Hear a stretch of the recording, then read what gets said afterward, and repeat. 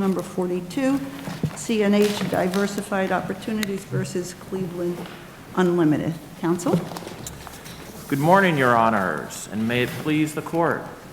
James Millar of Faegre, Drinker, Biddle, and Reith on behalf of the appellants, the minority note holders, and I would like to reserve 2 minutes for rebuttal. You may, sir. Your Honors, we are asking the Court to apply the debt documents in this case as written. My clients, as holders of notes, have a right to payment of principal and interest that cannot be impaired or affected without our consent. That right is in Section 6.07 of the indenture, which begins... Counsel, up here, sorry.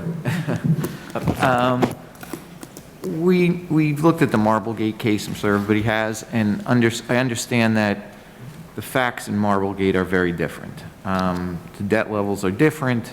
The action that was taken is very different. But it's dicta in a federal case under the TIA. But there is language in that case that seems to indicate that foreclosure actions, whatever the effect, that have the ultimate effect of terminating the rights you were about to describe, do not qualify as actions that would violate what there is 316B of the TIA. How do you address that dicta? That's a great question, and let's look at the facts in Marblegate, because this is important, and this is true in the TIA history. There were 2 levels of debt: senior secured debt under a bank credit agreement and junior unsecured debt under the notes. The senior secured debt, the banks came in and foreclosed and took everything. And the junior unsecured notes, their rights were left in place, but they were looking at an empty shell. And if you look at the Second Circuit, they make very clear that when they're talking about foreclosures, they are talking about foreclosures by a senior secured creditor that leave the note holders in a position of looking towards an empty shell. And that is clear in that when they talk about the 1940 SEC report and the history, they talk about practically a junior unsecured holder isn't going to get anything because they have rights only against an empty shell. So what would have happened here, over this way, what would have happened here if the trustee had entered into a settlement, following the default with Cleveland, by which it created a new co, took all the shares in Cleveland, put it into the new co, and didn't grant a release? Isn't that effectively the same economically as what happened here, and your clients and everybody else would still have the right to sue Cleveland, but would have no assets? So a couple of things on that. Remember, we have a holding company and an operating company. Mm-hmm. And just to make this abundantly clear, our rights to sue, we should be able to sue either of those entities. But the trustee can't take assets and just put them somewhere. The trustee has a right of foreclosure. And what that right is, it can take assets, it can go to a foreclosure sale, sell those assets for money, pay the note holders, and the note holders have a deficiency claim. The trustee could sue for breach, no? The trustee could sue for breach. And if the trustee sues for breach, it can settle. The trustee cannot settle. And this court said that in 1889 in a case called Hollister v. Seward. This trustee has no right to compromise the debt of the individual holders. Trustees do not have that right. That's a very important point. Don't you think the rights of trustees are somewhat different now than they were in 1889? Isn't that, in fact, what a lot of the materials in the record that the parties provided say? So the trustees' rights are guided by the documents. And one unequivocal provision is that the note holders have that right to payment. That is the legally enforceable claim against the issuer that cannot be taken away.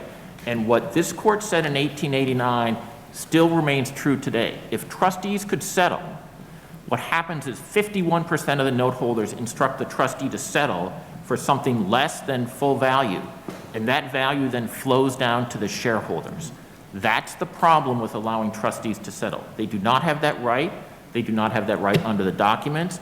They do not have that right in New York law, and there is no case from any jurisdiction that anyone has cited that says an indentured trustee has the right to settle. But so you're saying all they can do is proceed till the end of the case, regardless of the outcome that might be perhaps more detrimental to the shareholders than what would have been available through a settlement? They can't take action that compromises the right to payment. They don't have to take any action at all. They can follow the direction of the majority. Oftentimes, trustees don't do anything. They wait to be directed, or they leave it to the holders to enforce their own rights. You know what I'm struggling with, Counselor, is the effect of the associated agreements here. It seems you want us to read everything through 6.07, and that it controls, under your theory, it controls all other conflicting provisions. And we got the indenture, the security documents, the CT agreement. The way I understand the defense arguments is all those documents have to be read together.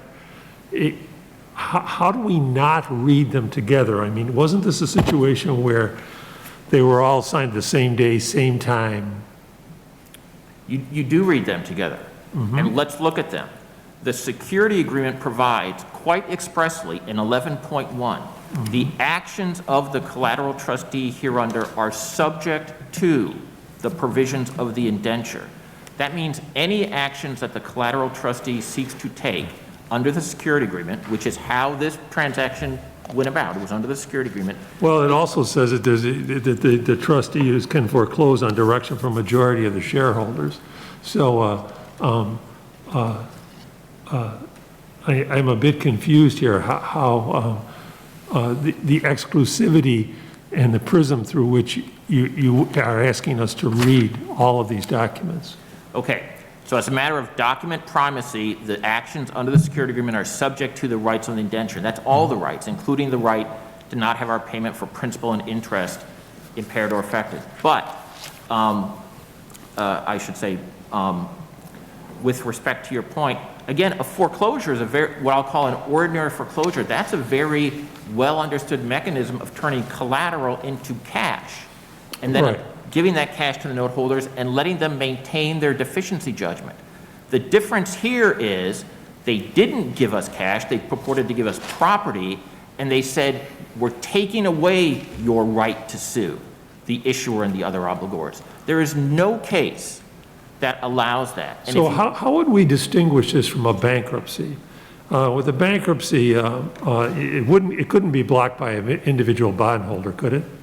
a bankruptcy, that is Let's just stick with my question. Yeah. Could it be, the way I understand, you can correct me if I'm wrong, because generally you guys know more about this than some of us would. So the bankruptcy cannot be blocked here by an individual bondholder. Not in bankruptcy court, no, because No. we have a federal law that overrides So contract rights. is it fair to say that a strict foreclosure would yield more value to the shareholders than a bankruptcy would? No, that's not true. Oh, I see. Okay. That's not true. My understanding is that it would, but okay. That's not true. Because frankly, look what's happened here. They took over as shareholders. They put themselves in as the board of directors. They made a loan to the company and took back money for themselves. They ran the company into the ground. We brought suit 8.5 years ago. We haven't received $1. Did you ever move for to enjoin the action? So to enjoin the action, I need to not have an adequate remedy at So, but law. let me start from the beginning again. Did you ever move to enjoin the action? No, I didn't. Okay, go ahead. And I didn't. No, in fairness, explain why. Go ahead. I didn't because I have an adequate remedy at law, and that is to get a judgment against the people who owe me money.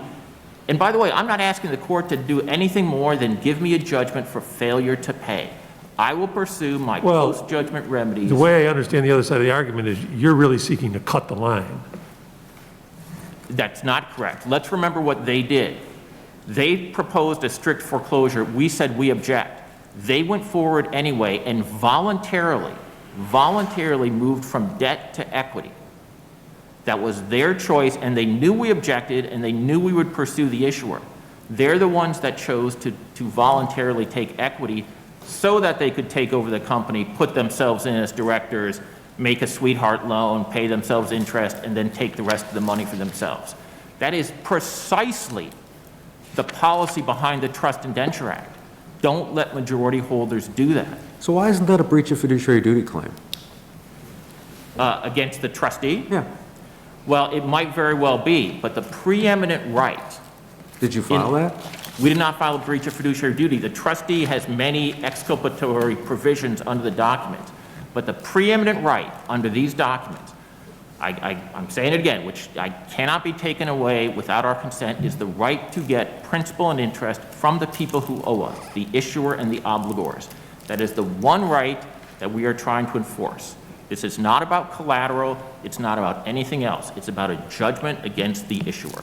Counsel, just following up on something you mentioned in your answers to Judge Fahey's question, could some form of a partial strict foreclosure be proper if the canceled debt was only for the consenting bondholders and the debt for the dissenting holders isn't canceled? It does.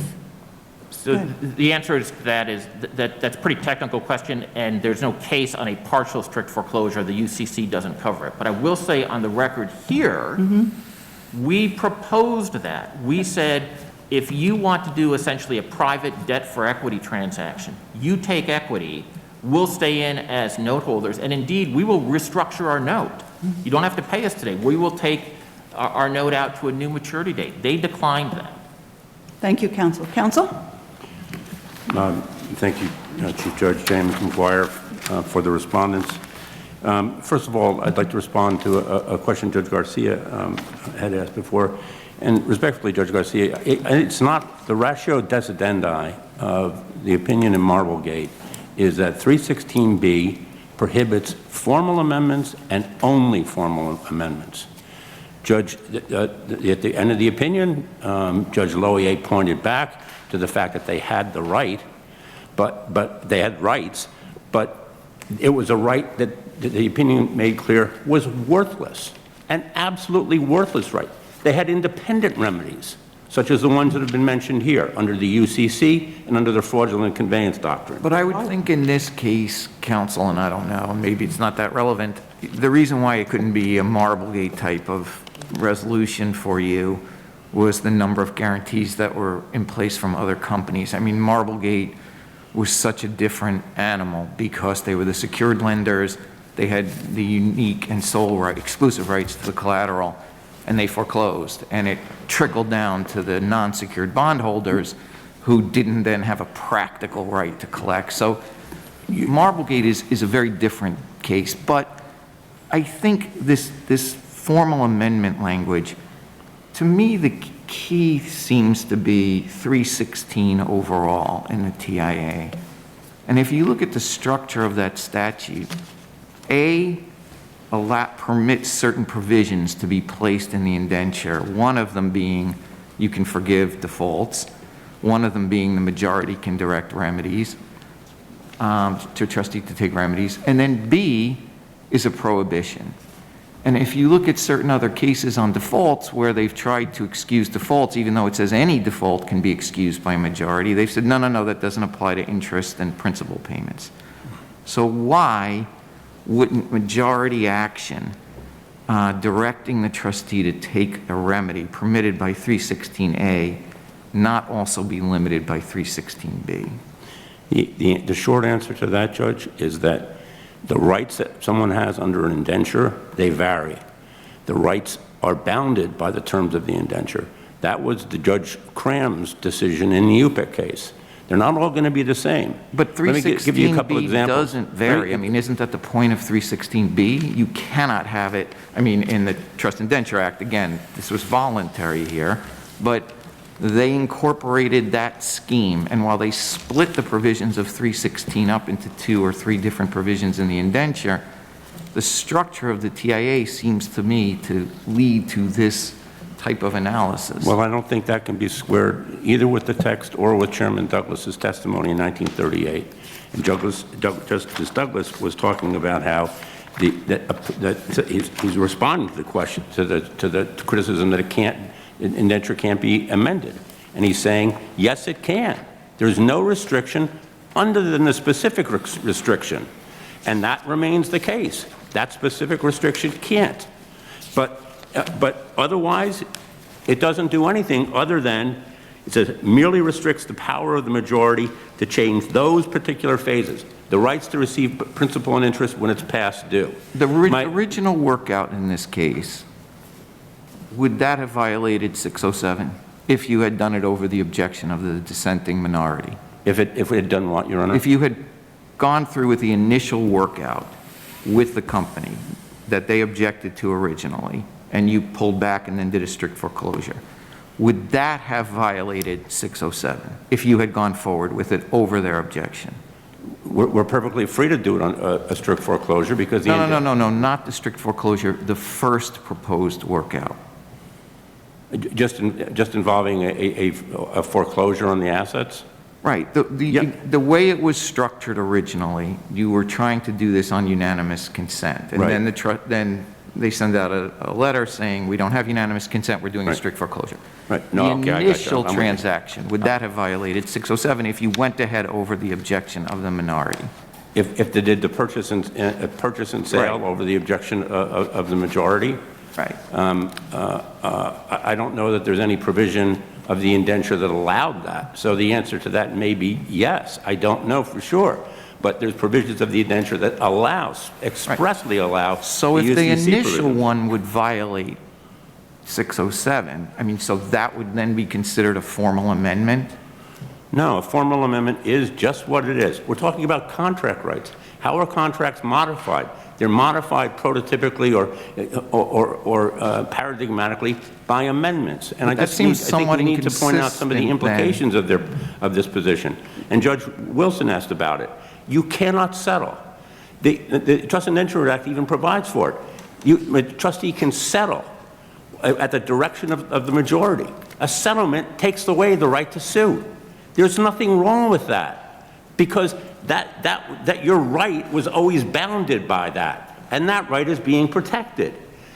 Why would the right to sue be granted and trustees sue at the direction if it's impossible? So Because that's what would be the case. I have an understanding, I guess, of what was going on in the TIAA. And correct me if you think I'm wrong or fix what I'm going to say. My understanding of basically what was happening there is that Congress had decided, with the guidance of the Justice Douglas and the Commission, that the old world in which trustees, which were typically banks, were they were not real trustees. They were kind of powerless, and the major fix was to change that, to give them fiduciary obligations as a real fiduciary would have, but those obligations would be much stronger upon default than they were prior to default. Exactly And so right. that the main protections provided by the Act really were the empowerment of the trustee upon default, and combined with the fiduciary duties so that all holders had to be treated equally. All equally positioned holders had to be treated. Exactly right. And that's one of the reasons why no remedy. They were aware of traditional foreclosures. They were aware that they left them with worthless deficiency judgments, and Jerome Frank even derided them because they were so useless. But what's the main reform was to invigorate the trustee, an active trustee. There's so much history on that in the 36, 38, and up to 40. But my adversary wants to enfeeble the trustee. Counsel, Because a trustee can't sue. Counsel. Yes, sir. Your Honor. In this agreement, in the direction you have to the trustee, and I agree with Judge Wilson's characterization of the TIA, I think they wanted an active trustee. The trustee takes over, a certain fiduciary obligation is imposed after default. But here, the majority bondholders direct the trustee to take a certain action and indemnify the trustee specifically for any resulting breaches of fiduciary duty claims. Doesn't that completely undermine the active role of the trustee and the fiduciary duties after a default that are imposed? The trustees just can't disclaim negligence, and they can't be indemnified for breaches of fiduciary duties. It's in the direction, it's in your direction to the trustee. They're indemnified, but it's not like a blanket indemnification, do whatever you want. They specifically say you can't be indemnified for gross negligence, and nor for fiduciary that's very duties. different. This was a carefully crafted scheme to invigorate the trustee, and it would be enfeebled if you accept My adversary says that there's no case that you can't settle it. The Ninth Circuit case we decided expressly on point, and pointing out that it's crazy to think that you can be granted the right to sue and yet you can't settle. No matter how great a deal, for all bondholders, you can't take it. Just like with this strict foreclosure. My adversary can deny all he wants that this was not the best value. 97.6% believed otherwise. There's testimony that they believe otherwise. We know bankruptcy has costs. But he's asking for a rule of law that will apply to cases in which there's a vast gulf between the value that a strict foreclosure and a bankruptcy can deliver. And it can't happen under my adversary's view. Under my adversary's view, you shouldn't even be able to have acceleration provisions. Acceleration provisions change the terms when the payments are due. Now, if you can do that, my adversary says, well, yeah, that's okay because all they do, they just move the dates around. Okay, well, if that's true, then it follows that if there was no acceleration provision, a majority could add one. They can't do that. But the reason they can't is because it violates 316B, and it reinforces that what Judge Lohier ruled, that all 316B does is prohibit formal amendments, and only formal amendments. And that prohibition applies to both rights. There's no textual basis to say it applies to the right to receive payment, but it doesn't. And it applies to the right to sue, but other things apply to the right to sue. So how about releases of guarantees? This one has one. You sell assets under certain circumstances. You no longer have a right to sue the guarantor if there's a default. Why is that okay? It's okay because your right protected by 316B is the right defined in the agreement. Again, that's what Judge Cram said in UPIC. That's always been the traditional understanding. If my adversary is right, an indenture that did not have a release for a guarantor upon sale of substantially all the assets, if he's right, well, then you could amend it and add it in. That can't be right. And my adversary here their rights weren't violated. They were enforced. They got an indenture that they agreed to that gave them rights. And those rights were enforced by a vigorous trustee. And what was the result? Exactly what you would want. Value maximized and value distributed pro rata to all note holders. I see I'm out of time. Thank you, Counsel. Briefly, with respect to the vigorous trustee, there may very well have been a policy point about a vigorous trustee, but there was a very express statute, 316B, that said you cannot take away the right of a holder's to payment of principal and interest without their consent. The vigorous trustee doesn't override that. With respect to that Ninth Circuit case did not have this language. It did not say that the bondholder had a right to not have their right to payment impaired without their consent. What about his criticism? I think essentially this is what he's trying to say, that your approach devolves to bankruptcy is the only option. Not quite. You can do an out-of-court liquidation essentially through a foreclosure sale, sell the assets and get money. But look, bankruptcy, if you read UPIC, he loves the UPIC case, they talk in there and they cite all the authorities about how the 39 Act, the Trust Indenture Act, was meant to push these companies into bankruptcy. And we have the most efficient bankruptcy process in the world. You can do a bankruptcy case now in 1 day. Counsel, isn't also the usual remedy here, as I've read, an exchange offer?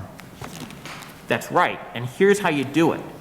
You send out an exchange offer and you set a threshold. If I get 95%, I'm going to leave the other 5% under their original terms. But if I get something lower than that, like 67%, I'm going to do what's called a pre-pack bankruptcy. I will be in and out of bankruptcy in 1 day. Nowhere, in no case, you have $9 trillion of bonds out there. There is no proposition that says a trustee can compromise the note holder's right to payment against the issuer. Make no mistake, if that's what you rule, that will be a sea change. And the amicus professors who are from all over the spectrum, politically and economically, wanted this court to take this case for precisely that reason. If you're going to change the rights of bondholders, because all those bonds are governed by New York law and the federal TIA, please do it with your eyes open, because you are making a sea change by saying we're letting the trustee compromise notes. That never before, going back to 1889, been the law in New York. Thank you, counsel. Thank you.